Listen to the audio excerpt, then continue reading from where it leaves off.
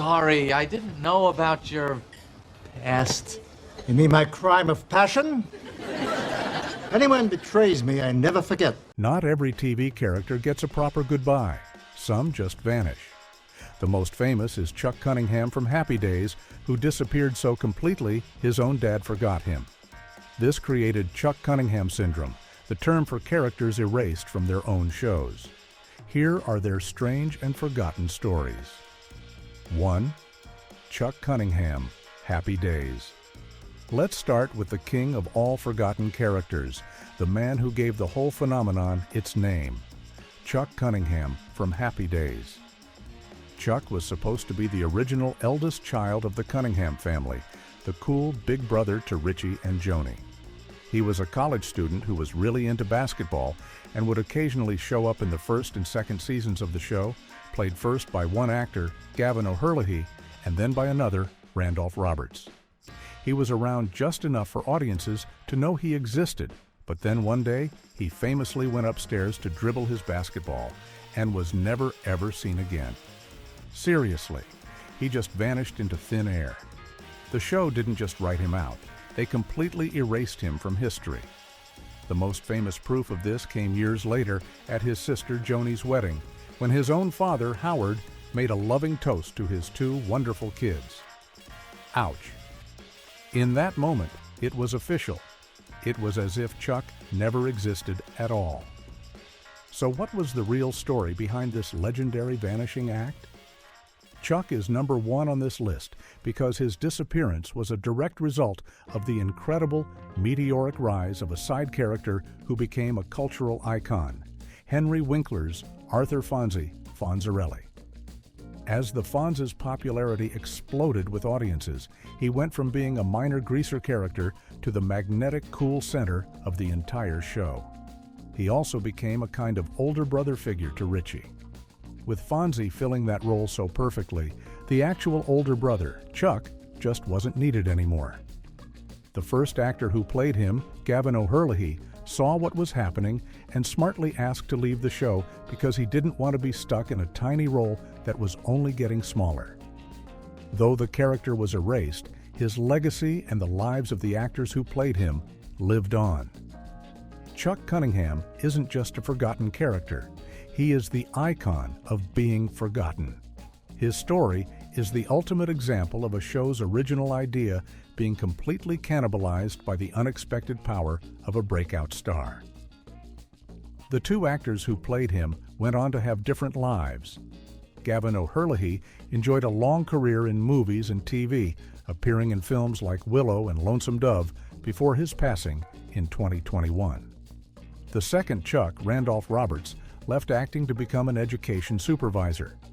But the character they both briefly brought to life remains forever famous for his own disappearance. Chuck disappeared upstairs forever, but he wouldn't be the last TV kid to vanish without a trace. 2. Judy Winslow, Family Matters. I'm really getting sick of this. I want some of that meal and I want it now. Okay? Here, take this. The hit 90s sitcom. Family Matters was all about the Winslows, a big, loving family in Chicago.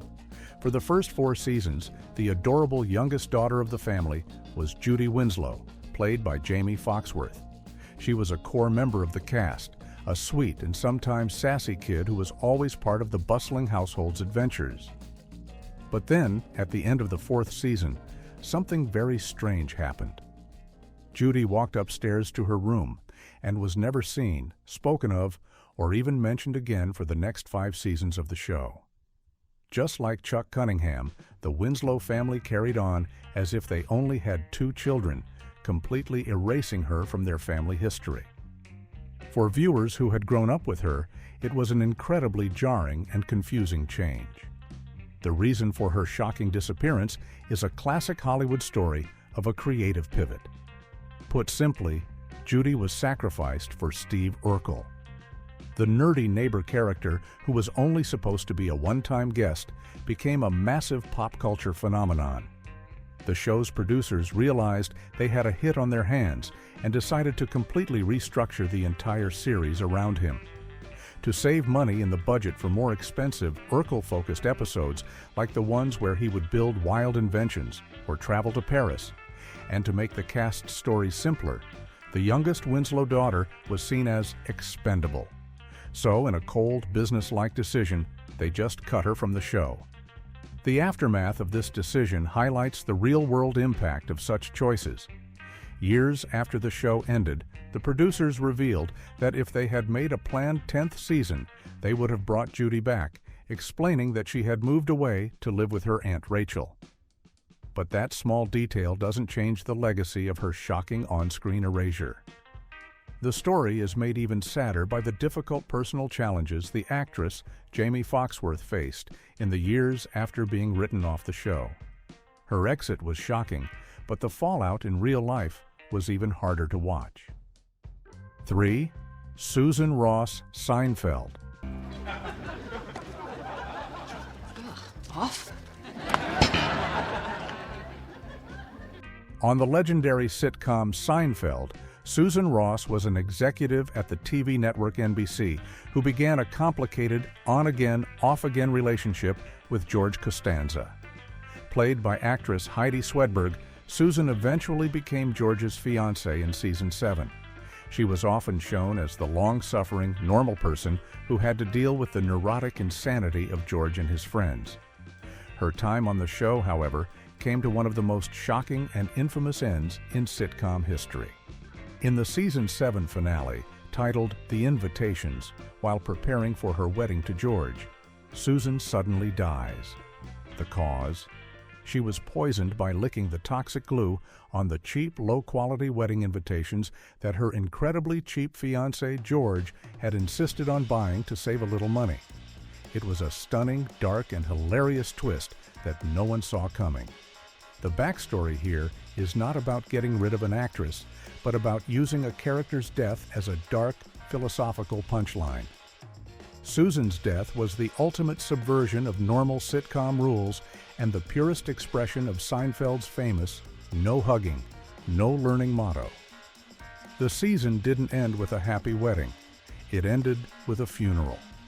And instead of showing sadness or grief, the show showed George and his friends feeling mostly relieved and indifferent about her death. They just immediately moved on with their lives. This was a powerful statement against the usual TV tropes of marriage, responsibility, and characters learning and growing from their experiences. It was a moment so bleakly funny and jarringly cynical that it has been ranked as one of the most unexpected moments in TV history. So what happened to the actress who played the ill-fated fiancée? Heidi Swedberg continued acting for a number of years after her memorable exit from Seinfeld, appearing in guest roles on shows like ER and Gilmore Girls. She largely retired from the profession after 2010, shifting her focus to a new passion: music. She became a professional ukulele player and singer, performing in her own bands. But her character, Susan Ross, will forever be remembered for her shocking and darkly funny demise. But not every vanishing act was off-screen. Some ended in truly twisted fashion. 4. Valerie Hogan, Valerie Shawnai, the Hogan family. I really enjoyed the chicken and the halibut and the roast beef. Come again when the freezer's broken. The actress Valerie Harper was a true television icon, most famous for her role as Rhoda on The Mary Tyler Moore Show. In the 1980s, she starred in her own NBC sitcom that was originally named after her, Valerie. The show was about her character, Valerie Hogan, a woman who was juggling her career while raising her 3 sons, often on her own because her husband was an airline pilot who was frequently away. After 2 successful seasons as the heart and soul of the show, something unprecedented happened. Valerie Harper was fired from her own series. When the 3rd season started, viewers were told that her character, Valerie, had been tragically eliminated from the screen in a car accident. The show was then quickly retitled Valerie's Family, and later The Hogan Family, and actress Sandy Duncan was brought in to play the boy's aunt, who moves in to help raise them. The reason for this dramatic change was a classic case of a bitter actor/production conflict. The whole fight was over money and creative control. Valerie Harper and her husband, who was a producer on the show, entered into an intense and angry negotiation with the production company, Lorimar, and the network, NBC. They demanded a significant pay increase and a larger share of the show's future profits. A similar power play had worked for her on her previous hit show, Rhoda, but this time the studio and network refused to back down. They called her bluff, fired her, eliminated her character, and completely retooled the series. The show's continued success for 3 more seasons was a brutal Hollywood lesson about the limits of a star's power, and a demonstration that, in some cases, a sitcom's format is seen as more valuable than its headlining actor. But the story didn't end there. Valerie Harper sued Lorimar for wrongfully firing her and for breaking her contract. A jury found in her favor and awarded her $1.4 million plus a percentage of the show's profits. So even though she was fired and her character was eliminated, she ultimately won her legal battle. The whole incident remains one of the most famous and contentious firings in the history of television. This next disappearance wasn't fictional. It was a brutal behind-the-scenes firing. 5. Eddie LeBeck cheers. Money? Well, forget it. What do you think they paid a washed-up hockey goalie who bounced around from team to team and league to league because he was never any good in the first place? On the classic sitcom Cheers, the tough, cynical waitress Carla Tortelli was famous for being unlucky in love.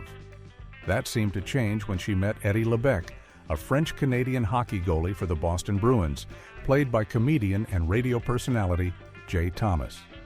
Eddie was portrayed as a kind, if somewhat dim-witted jock who managed to win Carla's heart. They eventually got married on the show, and it seemed like Carla had finally found some happiness. That happiness, however, came to a bizarre and humiliating end. Eddie was eliminated the show off-screen between seasons 7 and 8. The characters at the bar revealed the news. He had died in a freak accident, run over by a Zamboni, the machine that smooths the ice at a hockey rink while he was saving another performer's life during an ice show. But the humiliation didn't stop there. At his funeral, the gang discovered that Eddie was a bigamist. He was secretly married to another woman in another city, and even had twin children with her. This strange and cruel fate was the direct result of an actor-production conflict. The story behind the scenes has become a piece of Hollywood legend. Jay Thomas also had a popular radio show, and one day, a caller asked him what it was like to be on Cheers. Thomas responded with some jokes about having to kiss his co-star, Rhea Perlman, who played Carla. When word of his comments got back to the cast and crew of Cheers, who were known for being an incredibly close-knit and loyal group, they were not amused. As a result, his character was written out of the show in the most creatively punitive and embarrassing way they could possibly imagine. It stands as a stark and almost comically harsh example of how off-screen behavior can have direct and fatal on-screen consequences. After his memorable exit from Cheers, Jay Thomas's career continued to thrive. He went on to have a very successful career, winning 2 Emmy Awards for his guest role on the sitcom Murphy Brown, and appearing in popular films like Mr. Holland's Opus and The Santa Claus 2. He sadly passed away in 2017. But the story of Eddie LeBeck's death will forever remain a cautionary tale in Hollywood about the unwritten rule: don't insult your co-stars. And when backstage drama turns personal, the revenge can be hilariously cruel. 6. Frank Costanza Seinfeld. When my blood pressure gets too high, the man on the tape tells me to say, "Serenity now!" Are you supposed to yell it? The man on the tape wasn't specific. The original? When we think of George Costanza's father, Frank Costanza, on Seinfeld, one image comes to mind: the explosive, perpetually enraged patriarch played to perfection by the legendary Jerry Stiller. His screaming matches and bizarre inventions are the stuff of comedy legend. But what many people don't know is that he wasn't the first Frank. In the character's very first appearance, in the Season 4 episode The Handicap Spot, George's father was played by a different veteran character actor, John Randolph. This original version of Frank was still grumpy and cheap, but he lacked the unhinged comedic fury that would later define the character. After that single episode, this quieter version of Frank disappeared. John Randolph was replaced, and when Jerry Stiller took over the role in Season 5, he didn't just play the part, he completely reinvented it. The change was so dramatic and so successful that the show took the highly unusual step of going back and reshooting all of Randolph's scenes from the handicap spot with Jerry Stiller for the show's syndication package. This move effectively erased the original Frank from the memory of most viewers who would only ever see the Stiller version in reruns. The backstory here is the ultimate example of a recasting that completely redefined a character and, in doing so, changed a show for the better. Jerry Stiller didn't just play Frank Costanza, he created him. He famously felt that the initial characterization, which he saw as too meek and quiet, just wasn't funny. With the blessing of the show's creator, Larry David, Stiller improvised the loud, argumentative, and bizarre persona that gave the world Festivus, the Mansiere, and the calming mantra, Serenity Now. Stiller's performance was so iconic and generated so many classic moments that it became inseparable from the show's identity. The decision to reshoot the earlier episode was a testament to the power of his portrayal and a desire for consistency in the show's highly profitable afterlife in reruns. So what became of the original Frank? John Randolph, who was a respected stage and screen actor for many decades, is now mostly a fun footnote in Seinfeld lore. Jerry Stiller, meanwhile, earned an Emmy nomination for the role and experienced a massive late-career resurgence that led directly to his co-starring role as the equally hilarious Arthur Spooner on The King of Queens. The story of the two Franks is a powerful lesson in how a single actor's brilliant comedic choices can fundamentally alter a show's legacy. But sometimes a disappearing act makes room for a legend to rise. You're a Murder, Jonathan Turner Boy meets World. It's the truth. No, it's not! Matthews, come on. The guy's 63 years old. He wears a tribble on his head. On the beloved 90s sitcom Boy Meets World, Mr. Jonathan Turner was the definition of the cool teacher. Played by Anthony Tyler Quinn, he rode a motorcycle, wore a cool leather jacket, and taught English at John Adams High. He quickly became more than just a teacher to the show's main characters. He evolved into a crucial mentor and a much-needed father figure for the troubled Sean Hunter, eventually even becoming Sean's legal guardian and taking him into his home. But his time on the show came to a dramatic and mysterious end. At the conclusion of Season 4, Mr. Turner was involved in a very severe motorcycle accident. The episode ended on a massive cliffhanger, leaving his fate hanging in the balance and viewers wondering if he would live or die. But when Season 5 began, his condition was never addressed. The character was just gone. His fate remained a complete and total mystery to the show's dedicated fans for over 15 years. This unresolved departure was a direct result of network meddling. The show's writers and its creator, Michael Jacobs, had a major storyline planned for Season 5 where Mr. Turner would formally adopt Sean. This would have pushed the show into more mature, dramatic territory as it tried to compete with more adult shows like Friends. However, the executives at the TV network ABC got cold feet. They decided the show needed to refocus on its younger demographic and that the adult cast besides the main parents and Mr. Feeney was becoming too large. The actor, Anthony Tyler Quinn, was informed that his contract would not be renewed for the next season. The dramatic, unresolved cliffhanger has since been widely interpreted as a quiet act of defiance by the show's writers, their way of protesting the network's decision by leaving a beloved character's fate in permanent limbo. For years, what really happened to Mr. Turner was one of the most debated topics among the show's loyal fan base. The outcry was finally answered in 2015 when Anthony Tyler Quinn reprised his famous role in the sequel series Girl Meets World. In his guest appearance, it was revealed that Mr. Turner had, in fact, survived the crash. He had even married the nurse who took care of him in the hospital and had gone on to become the superintendent of the New York City school system, the very person who helped Corey get his teaching job.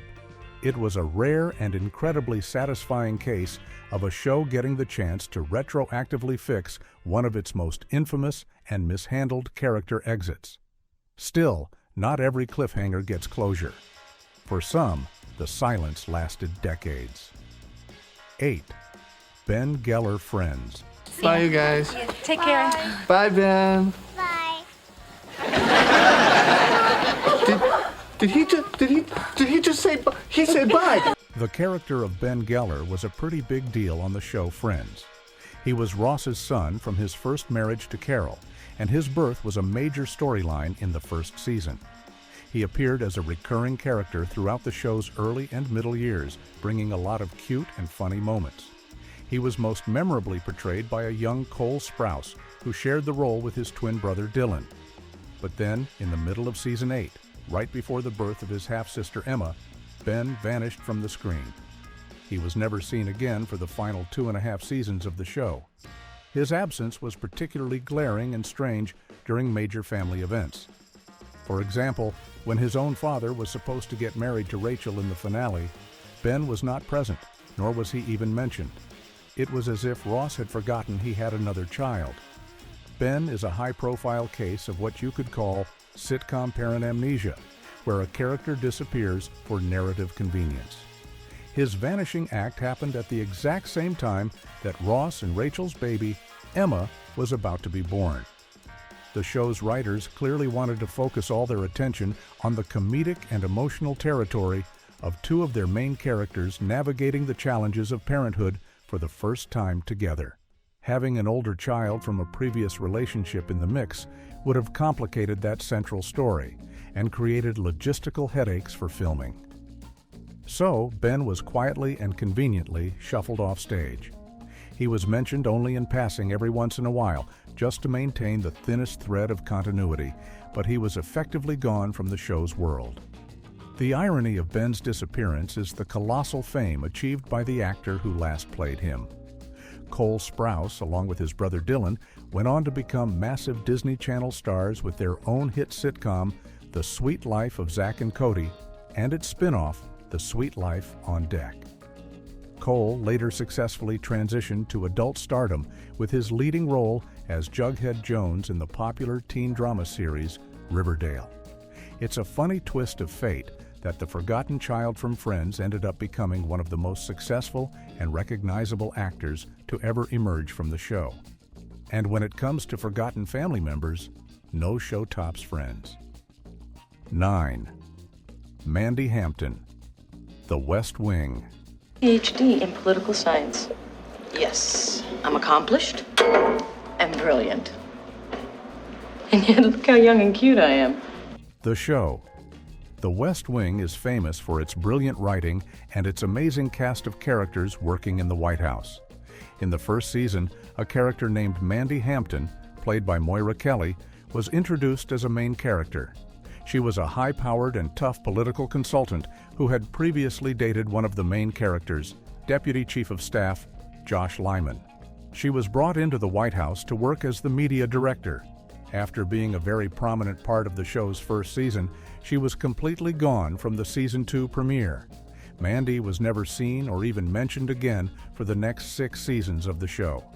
Her vanishing was so abrupt and so total that it became a famous inside joke among the show's dedicated fans, who wondered what on earth had happened to her. Mandy's case is so infamous in TV history that it actually spawned its own television trope, Going to Mandyville. This is the fictional place where fans joke that all inexplicably vanished characters go. Her exit wasn't the result of any big fight or backstage drama. Instead, it was a mutual creative decision.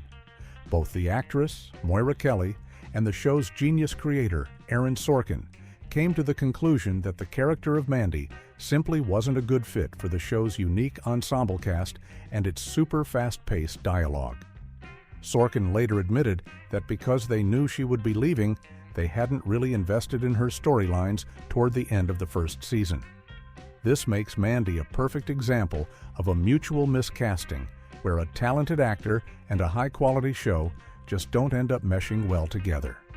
Her story shows that even on the most critically acclaimed shows, major course corrections are sometimes necessary to get things just right.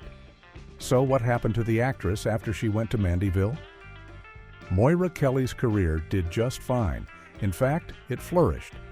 Immediately after leaving The West Wing, she became the voice of the adult Nayla in Disney's hit movie The Lion King and its sequels. A few years later, she landed one of her most famous roles, starring as the single mother Karen Rowe for 6 seasons on the hit teen drama One Tree Hill. Her successful career proves that sometimes leaving a show, even a great one, can open the door to even better opportunities. Her vanishing act became such a joke, fans gave it its own name. 10. Uncle Leo Seinfeld. So now the Parks Commissioner is recommending Jeffrey for a citation. Whenever he has a problem with one of these high-powered big shots from the Parks Department, you know who he calls? Mickey Mantle? Jerry, hello. With that one booming, arm-flinging greeting, Uncle Leo would burst into any scene on Seinfeld, a hilarious force of nature full of family obligation and opinions nobody asked for. Played to absolute perfection by the veteran character actor Len Lesser, Jerry's uncle was one of the show's most memorable recurring characters. He was known for his paranoia about everything being anti-Semitic, his intense pride in his son Jeffrey's very boring job with the Parks Department, and his occasional habit of stealing things from bookstores. This entry is a different kind of forgetting. Uncle Leo was never written out of the show. He was a beloved part of it until the very end. Instead, he's a character whose immortality is tied to the wonderful performer who brought him to life. Len Lesser passed away in 2011 at the age of 88. While reruns of Seinfeld will ensure that the character of Uncle Leo will live on forever, the man who made him a comedy icon is gone. This entry is a celebration of the quintessential character actor, those unsung heroes who pop up in our favorite sitcoms and often steal every single scene they are in. The actor behind the character was the definition of a hard-working journeyman. Len Lesser was a World War II veteran who worked for over 6 decades in Hollywood. He built up a staggering number of credits, appearing in classic shows like The Untouchables, The Monkees, Bonanza, and All in the Family. His role as Uncle Leo was a late career triumph that made his face instantly recognizable to millions of people. Jerry Seinfeld himself said of Lesser, "Len was one of our favorites. We always loved having him on the show. His story is a powerful testament to the craft of character acting and the incredible ability to create an unforgettable personality with just a few minutes of screen time per season." Len Lesser's performance ensured that Uncle Leo became one of Seinfeld's most quoted and beloved characters. Lesser continued working right up until the end of his life. In a fun nod to his most famous role, he had a recurring part on Everybody Loves Raymond, where he played a friend of Frank Barone's. His character on that show would often greet Ray with the same enthusiastic arm-waving gesture that made Uncle Leo a legend. But sometimes it's not the characters that vanish, it's the incredible actors we lose. 11th Detective, Ron Harris Barney Miller. Hey, Barn, I think he's stoned. Stoned? What are you talking about? Hey, what do you say we guys go down to the beach and shoot some clams? The Show. Barney Miller was one of the most critically acclaimed and intelligent sitcoms of the 1970s.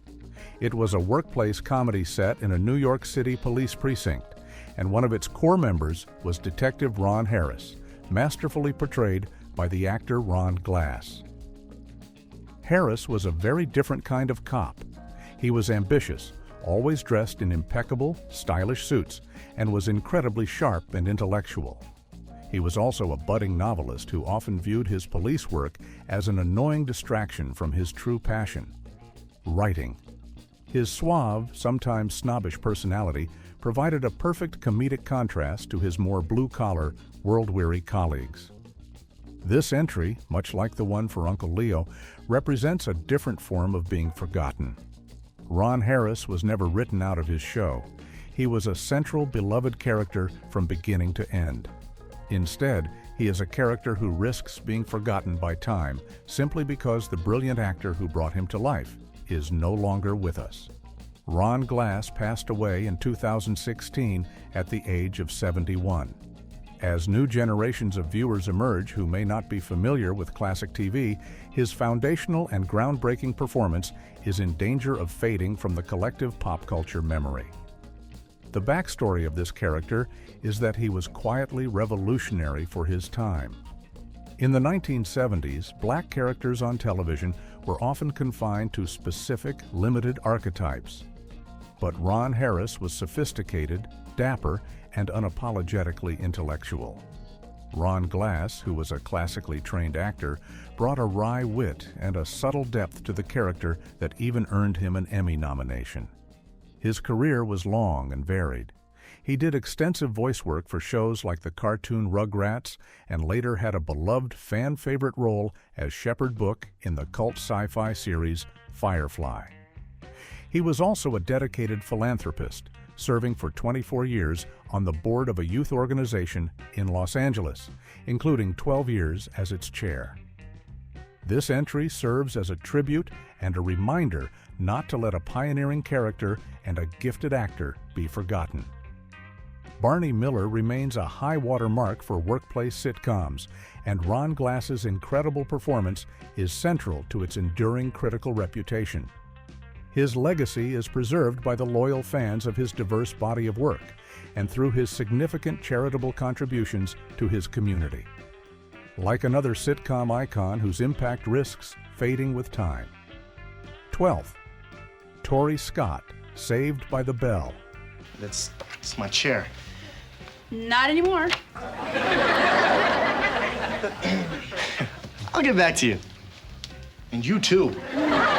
On the classic 90s teen sitcom Saved by the Bell, there was a surprise new student in the final season. Her name was Tori Scott, and she was played by Leanna Creel. Tori was a tough, leather jacket-wearing biker chick who suddenly transferred to Bayside High for a block of 10 episodes. She served as a new friend to the gang and an occasional antagonist and love interest for the show's main character, Zach Morris. Just as abruptly as she arrived, Tori was gone. She was completely absent from the series' big graduation episode and was never mentioned in the spin-off show, Saved by the Bell, The College Years. The episodes she was in are famous among fans for being aired out of their original production order. This led to a very jarring and confusing viewing experience where, one week, the main female characters Kelly and Jesse would be there, and the next week they would inexplicably vanish and be replaced by Tori with no explanation at all. The real story behind Tori is that she is the human embodiment of a production problem. Her entire existence was a matter of pure logistical necessity. NBC, the TV network, had ordered additional episodes for the show's final season. However, two of the show's main actresses, Tiffany Thiessen, who played Kelly Kapowski, and Elizabeth Berkley, who played Jessie Spano, had already fulfilled their contracts and had moved on to other projects. To make the extra episodes that the network had paid for, the producers created the character of Tori to fill the female void in the cast for a standalone block of episodes. These Tori episodes were filmed after the rest of the season, including the graduation finale, had already been completed. She is a fascinating artifact of television as a commercial enterprise, where things like syndication deals and episode counts can create bizarre narrative patchworks that override all storytelling logic. So what happened to the actress who played the tough girl from Bayside? Leanna Creel largely stepped away from acting after the 1990s. She founded her own production company, Creel Studio, which specializes in creating lifestyle content. She has built a successful career as a talented photographer and filmmaker, demonstrating a significant and successful career shift from working in front of the camera to working behind it.